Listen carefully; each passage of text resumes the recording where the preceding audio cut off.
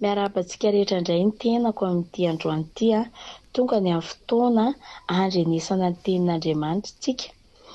Ny lohahevitrantsika dia ny fahagagana. Any amin'ny Josoa 3:1-5 izay vakotoy izao amin'anaran'i Jesosy hoe: ary hoy Josoa tamin'ny olona, mana-masina ny tenanareo fa rahampitso dia hanao fahagagana eo aminareo Jehovah. Resakantsika ny amin'ny fahagagana, nefa mialohan'izay aloha dia indao isika hiaraka hivavaka. Ry Jehovah Rainay eo, Rainay amin'ny alalan'i Jesosy Kristy Tompo ianao.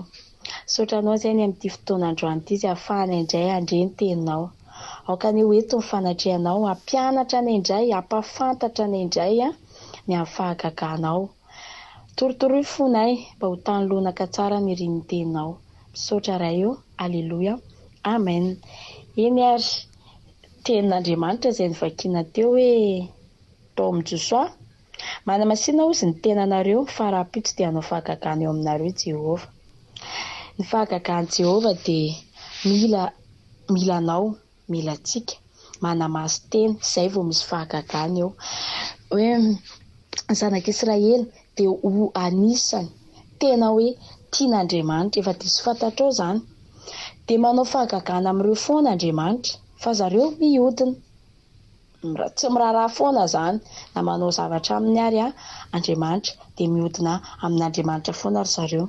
Dia Andriamanitra nefa dia manao fahagagana amin'ny zareo, tonga nefa fotoana izay anaovan'Andriamanitra fahagagana amin'ny zareo indray, dia na ny teny tamin'ny Josoa tamin'ny zareo hoe: mana-masina ozy ny tenanareo ianareo fa rahampitso dia hanao fahagagana Jehovah. Raha tianao hanao fahagagana eo amin'ny fiainanao Jehovah, mana-masina ny tenanao ianao. Tsy hoe akory ny hoe ilay mana-masina ny tena dia andeha hanao roby lava be dia tena hoe misaron-doha be dia maso ihany ny hita. Tsy izay ilay hoe manamaso tena. Any am-polo voalohany indrindra dia ny saina. Ireo diovy tsara, ireo saina sy ny fo amboary tsara, diovina tsara. Dia mirotsaka aminao avy hatrany fanahy ny fanamasina tena. Lasa mivoaka ety ivelany iny, ety ivelany, fa tsy maso ny ivelany nefa ny ao anaty maloto, fa any anatinao aloha voalohany indrindra. Mila masina tsara ny fonao dia manamaso tena, satria hanao fahagagana aminao Andriamanitra. Raha ianao izay matsapa ny tenanao tsara fa hoe handeha hanao fahagagana amiko Andriamanitra, dia mana-masina ny tenanao ianao. Any amin'ny tantara voalohany dia 2:10 dia amin'ny 9:9 ka hatramin'ny 12 dia vakiako amin'anaran'i Jesosy hoe: miderahany Jehovah miantsoa ny anarany, hampahafantaro ny firenena ny asany. Inona ny asan'Andriamanitra? Andeha izany hampahafantarinao ny firenena rehetra ny asan'Andriamanitra, nanao fahagagana Andriamanitra, mpanasitrana an'Andriamanitra ary mpamahy olona an'Andriamanitra, manavitra ny olona Andriamanitra. Toetra any mirao azy, mankalaza ny anarany, mankalaza azy, saintsainy ny fahagagana rehetra ataony. Mba saintsainy kely anie ny fahagagana izay nataon'Andriamanitra teo amin'ny fiainanao, dia ahafahanao mankalaza an'Andriamanitra izany, ahafahanao miderana an'Andriamanitra izany. Saintsainy manana nge 2 minitra na 30 sekondra fotsiny ary. Inona avy ny fahagagana efa nataon'Andriamanitra teo amin'ny fiainako? Maro ny fahagagana. Aza mieritreritra mihitsy hoe sansako io, sanjilako io, no ny hery sy tanjako io, fahaizako io, tsy any. Fa fahagagana izay nataon'Andriamanitra teo amin'ny fiainanao, izany hoe magaga izany, fahagagana izany avy amin'Andriamanitra io. Ataovy ho reharehanareo ny anarany masiny, aoka hifaly ny fony izay mitady an'i Jehovah. Midedava ny Jehovah sy ny heriny, ka tsao mandrakariva ny tavany. Mahatsiarova ny asa magaga izay nataony dia fahagagana sy ny fitsarany vavany. Andriamanitra dia mahay manao fahagagana tokoa. Mahatsiarova hoy izy, tsarova nge ny fahagagana izay nataon'Andriamanitra teo amin'ny fiainanao. Midedava n'Andriamanitra, mandrakariva ka tsao ny tavany, ahafahan'Andriamanitra manao fahagagana eo fiainanao. Io problème izay lalovanao amin'ny fiainanao io, Andriamanitra mahay manao fahagagana manovana io, satria amin'Andriamanitra zavatra impossible tonga possible amin'Andriamanitra. Zavatra tsy eritreretintsika akory ho tanteraka na ho hisy dia lasa misy io amin'Andriamanitra, lasa tanteraka io amin'Andriamanitra, satria mitady an'Andriamanitra ianao satria ny olona anankiray rehefa tsy herin'Andriamanitra dia raraka izy amin'ny fiainana sy mararaka izay izy dia eo dia kivy satria tsy manana ny herin'Andriamanitra ianao. Ny olona anankiray tsy mahazoazo hery hoe io dia mirotsaka ny hery dia samy manana fa mila mitady an'Andriamanitra, mila mikatsaka an'Andriamanitra raha te hahita an'izay, raha te hatsapa an'izay herin'Andriamanitra izay, ary ihany koa raha te hahita fahagagan'Andriamanitra dia mila manana fifandraisana bebe kokoa amin'Andriamanitra dia ahafantaranao hoe fahagagana avy amin'Andriamanitra ty zavatra mitranga amin'ny fiainako ty. Fa misy manko ny olona mieritreritra fa hoe chance aty mieritreritra fa vitana aty mieritreritra fa za mahay manao magie be. Tsy any fa avy amin'Andriamanitra raha fahagagana tsara dia avy amin'Andriamanitra. Ary miteny ihany koa izy mandehanao izy ambarao amin'ny olona rehetra, any amin'ny Salamana misy an'izay, ambarao amin'ny olona rehetra ny fahagagana, amin'ny firenena ihany koa ny fahagagana izay ataony. Misy mpanompon'Andriamanitra dia tena mahay manao fahagagana, iza ny ao ambadikin'izay? Jesosy. Fa misy ihany koa dia voly koa dia mahay manao fahagagana, mampiasa olona ihany koa izy, tsy miseho vatana izy fa ao andamosiny olona iny izy dia manao fahagagana ihany koa izy. Fa ny ahafantarana hoe avy amin'Andriamanitra tsy miverina intsony ny zavatra iny. Misy olona, misy fijorona vavolombelona kely ty, misy tantara anankiray izay dia mona io vehivavy io dia izy zanaka mipetraka amina mpanompon'Andriamanitra, tsy ho tononiko ilay anarana fiangonana, mipetraka amina mpanompon'Andriamanitra izy dia tezaina ao amin'ny resaka fiainam-panahy izy. Dia nisy fotoana amin'izay nefa izy nandeha mipetrapetraka teny amin'ny vodihazo anankiray dia nandre feo izy dia gaga tampoka teo izy fa lasa niteny. Nisy fanahy mamitaka tafiditra tao anatiny tamin'izay dia niteny izy dia nieritreritra ilay ray aman-dreny mpanompon'Andriamanitra mitaiza azy fa hoe izy manko mitondram-bavaka an'io foana. Izy mieritreritra fa hoe nohon'ilay fitondranam-bavaka anazy lasa nainteny ilay zatovovavy dia nainteny izy dia lasa manasitrana olona be dia be izy mahay manao fahagagana be mihitsy izy olona malemy lasa mitsangana, olona manjavonjavona foana masony manao an'ilay lobo be reny izy dia mivavahany dia rehefa nesorina ilay solomaso dia lasa mahita tena maneran-tany à distance ihany koa, mandefa mitorotena anaty internet izy dia betsaka ny afaka, betsaka ny sitrana. Nisy fotoana amin'izay izy nanao fionana, tena hoe andeha hanao teny amin'izay zany ilay fanahy tao anatiny hoe hanao fionana anankiray, hanao fotoam-bavaka be zany dia nanoro tena toerana midadasika be, tena hoe anona mihitsy dia nanao préparation teo daholo dia tonga daholo ny olona avy avy lavitra tena mandoa frais, mandeha avion hamonjy an'io fotoam-bavaka izay niorganisen'io amin'izay. Dia tamin'ny fotoana io amin'izay zany nanomboka natsapany tena ohatra ny hafahafa izy ihany koa tsy malala izy hoe dia voly anie ao ambadiky n'ity zavatra atao ity izy tsy malala fa tao anaty fa izy mieritreritra hoe fanahy masina ilay izy hoe Jesosy Kristy ilay miara-miasa amin'ny satria sakariva izy dia mivavaka izy dia aveo tampotampoka izy dia manao en direct indray izy dia mitondra-bavaka amin'ny fiainan'olona izy dia afaka tanteraka iny olona iny dia tonga amin'izay ary ilay fotoana satria efa ela nanaovana an'izay izy dia mieritreritra ty mpiara-miasa amin'ny rehetra ty fa tena hoe najaitjaina be amin'izay zany izy ty fa hoe manana ny fanahin'Andriamanitra. Dia aveo amin'izay nefa tonga fotoana izay hijoroany teny aloha teny couvrena ohatrany hoe sarony devoly amin'izay izy niala tao anatiny amin'izay ilay devoly ratsy be dia nipotra gaga be daholo amin'izay ny olona rehetra mialohan'izy hoe nanomboka maty ny jiro, nanomboka ny zavatra hafahafa niseho dia gaga izy aveo dia nipotra amin'izay ilay devoly nivoaka tena seho vatana satria efa azony daholo ireo olona ireo. Nampiasa olona izy zany, nazahoany an'ireo olona ireo, nampiasa an'ilay tovovavy izy nazahoany an'ireo olona be dia be ireo. Handeha hitsoaka amin'izay nefa izy rehetra ty fa naninona tsy afa-nitsoaka satria naninona nipotra ilay tena devoly dia tsy fanasitranana avy amin'Andriamanitra ilay izy malemy tafatsangana lasa nalemy ny enjery, nitondra beky lasa nitolefika satria nieritreritra fa efa sitrana dia tsy nirarazy nitondra beky, tsy nirarazy nitondra fauteuil roulant, tsy nitondra solomaso ny olona izay tsy nahita teo zareo dia tafaroboka teo amin'ilay toerana anankiray daholo satria tsy afaka nitsoaka satria vao nahita an'ilay devoly mipotra dia tsy afaka nitsoaka, vao andeha hitsoaka to dia nalemy Misy ny renim-pianakaviana anankiray mitondra ny zanany matanjaka be tsara, handeha hitsoaka izy matahotra an'ilay zanany koa izy nefa ilay zanany efa mitolefika eo. Hitantsika izay tonga dia teo dia mona ihany koa ilay vehivavy ilay lasa nahiteny, gaga be daholo ny olona rehetra tamin'izay. Tena hoe gaga satria nisy fanahy mamitaka tao anatiny. Dia ny ahafantarana hoe fahagagana avy amin'Andriamanitra tsy miverina, fa raha ny ariana ny miverina ilay zavatra mahazo an'ilay olona dia tsy avy amin'Andriamanitra izay. Raha androany izy tafatsangana karapoitra izy miverina malemy, avy amin'ny devoly izay iny, tsy niasa tao anatin'ilay mpanompon'Andriamanitra Jesosy, fa Satana ny tao ambadikiny iny. Matoa iny olona iny miverina ny zavatra mahazo anazy iny, tsy avy amin'Andriamanitra izay. Misy manko fanasitranana avy amin'Andriamanitra dia izao, ohatran'ny Bartimeo jamba izay niantsoantso dia ozy izy hoe mamindra fo amiko, matsapa izy izany fa nisy tsy mety nataony, mamindra fo amiko izy dia napahiratin'Andriamanitra, napahiratin' Jesosy masina dia tsy miverina jamba intsony izy. Fa ny devoly rehefa manao fahagagana tsy fantatra ty olona ty na tena any anatin'ilay te ho sitrana, tsy manana fiainam-bavaka tsara io olona io, dia ianao te hanao démonstration, te hahazo olona fotsiny.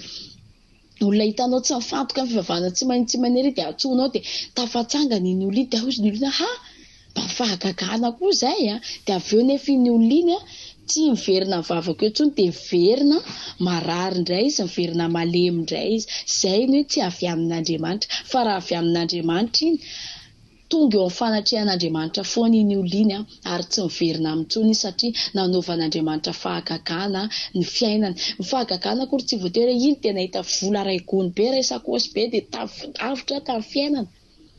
Tsy izay ihany ny fahagagana, fa Andriamanitra dia manasitrana ny fahagagana tena hoe tsy ahazavaina izany nen'Andriamanitra. Ohatran'izay hoe nisy fanahy mamitaka izay tamin'ilay zatovovavy, tena hoe nieritreritra ny mpiara-miasa tamin'ny rehetra tao fa tena hoe nampiasain'Andriamanitra izy, nefa indrisy mbola ratsy bebe kokoa noho ny amin'ny nahazo anazy teo, nahazo azy satria nanaika niara-niasa tamin'ny devoly.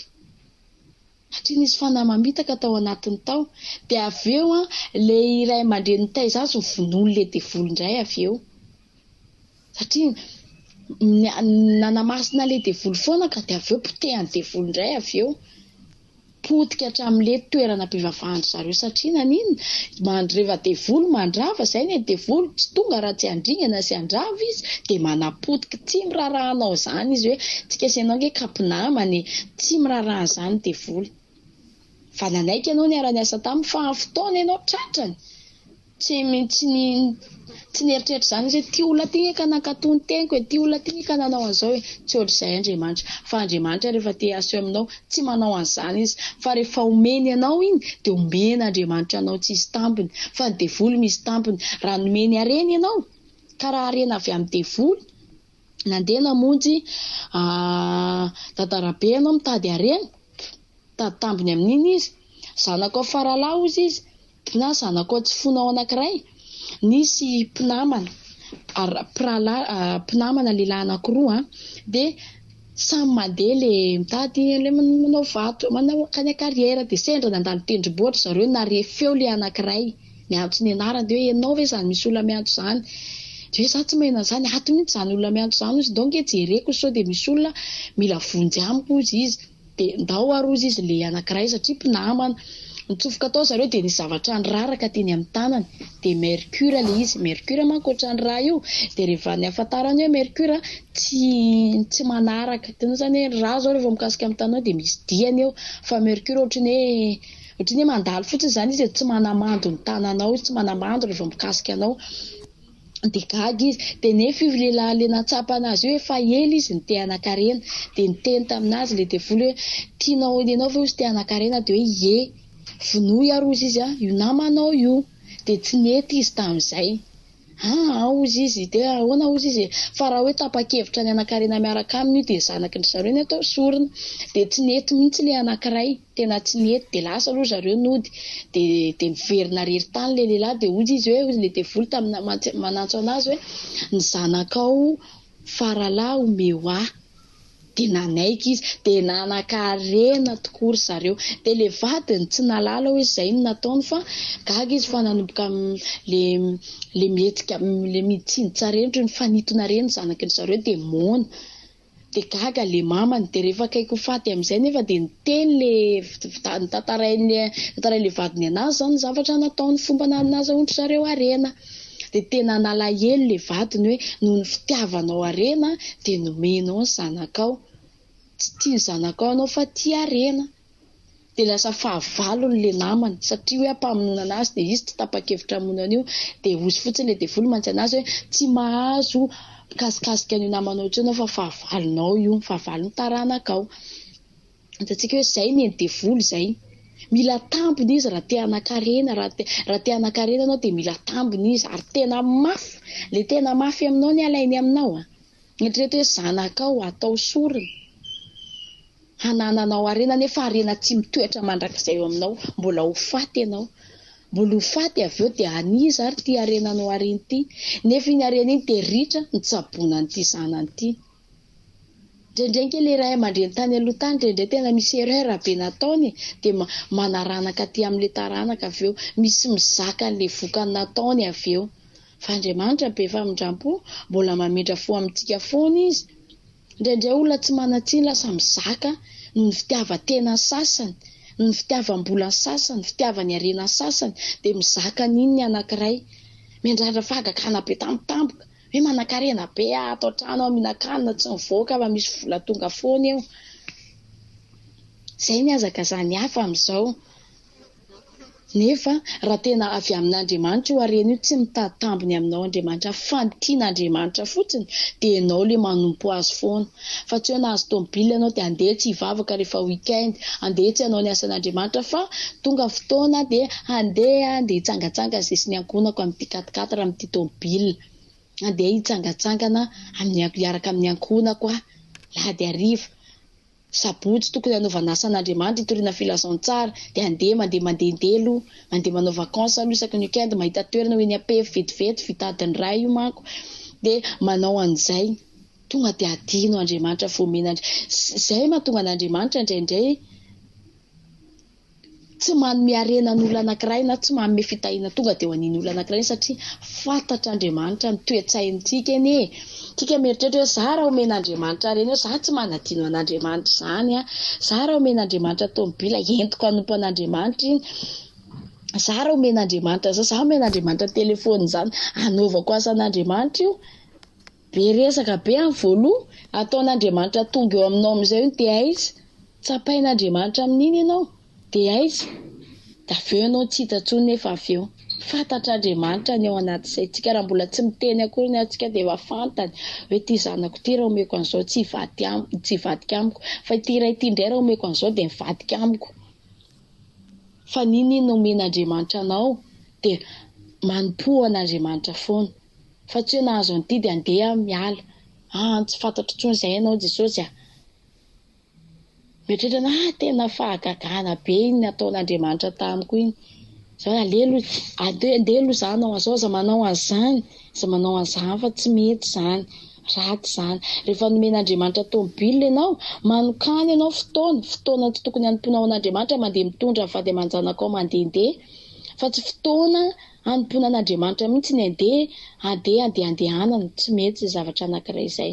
Nomen'Andriamanitra anao iny de omezy voninahitra anazy indray iny avy eo, inderahanao anazy indray iny avy eo, entina hanavotana ny hafa indray iny avy eo.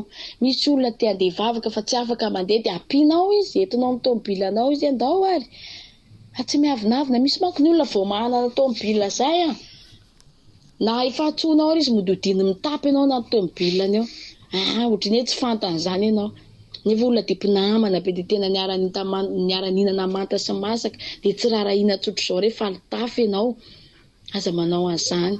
Ninona nananao aza atao mampiova ny toetra tsara izay efa ao anatinao zany. Na mbola omen'Andriamanitra hélicoptère ary ianao, nomen'Andriamanitra avion ary ianao, aza atao mampiova ny toetra tsara izay efa ao anatinao fahazahoanao an'izany. Ninona ataon'Andriamanitra eo amin'ny fiainanao, tazomy foana le toetra tsara izay efa ao anatinao. Raha tia mihavana amin'ny hafa foana ianao, tsy eo akory ny hoe nanan-karena androany de avy eo tsy raharahiana ny hafa, tazomy foana zay. Toetra tsara aza atao mampiova ny toetra tsara nananao, ny toetra ratsy ataon'ny olona aminao, fa tazomy foana le toetra tsara izay ao anatinao. ao ihany koa hoe nahita fahagagana natao hoe mitory fahagagana amin'ny olona ianao dia mifahagagana eritreretinao ataonao hoe za mahay manao magia amin'ny olo koa afaka mivoaka spaghetti eo dia izay hoe za mahay an'io tsy izay koa ny andeha hitoriana amin'ny hafa izay fa mifahagagan'Andriamanitra satria ny ten'Andriamanitra dia miteny an'izay hoe ambarao amin'ny jentilisa ozy izy ny voninahiny ary ny firenena rehetra ny fahagagana ataony.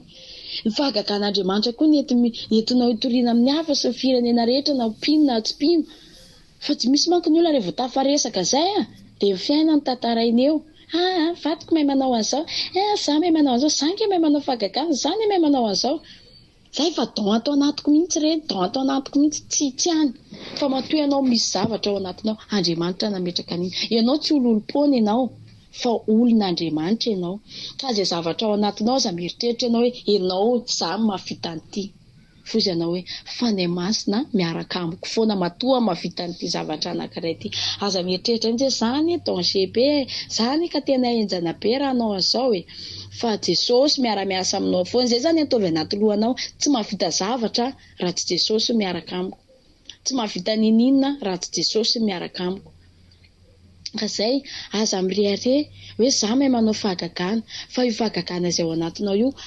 zay hita masonao io zay zavatra iainanao io avy amin'Andriamanitra io dia mahaiza mankalaza n'Andriamanitra mahaiza manome voninahitra n'Andriamanitra mahaiza midera n'Andriamanitra ny amin'ny fahagagana izay ataon'Andriamanitra eo amin'ny fiainanao.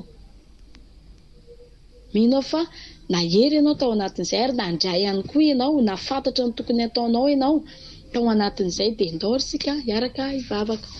Ry Jehovah Ray ny Masina tsara indrindra misaotranao izay any amin'ity androany ity raha afaka nandren-teninao misaotra fa nampafantatra anay ianao ny amin'ny zavatra tokony ataonay misaotra fa manomboka izao izay dia tsy irehare ny amin'ny herinay tsy irehare ny amin'ny zavatra ataonay fa irerenony aminao rereny amin'ny zavatra ataonao amin'ny fiainanay izahay Tompo matoky tanteraka anao izahay fa hiaraka aminay foana ianao ary hanampy anay foana ianao amin'ny zavatra izay ataonay hampafantatra anay foana ianao ny amin'ny zavatra izay tokony ataonay misaotra Jesosy aleluia amen samia rotainy tombodolo sika rehetra.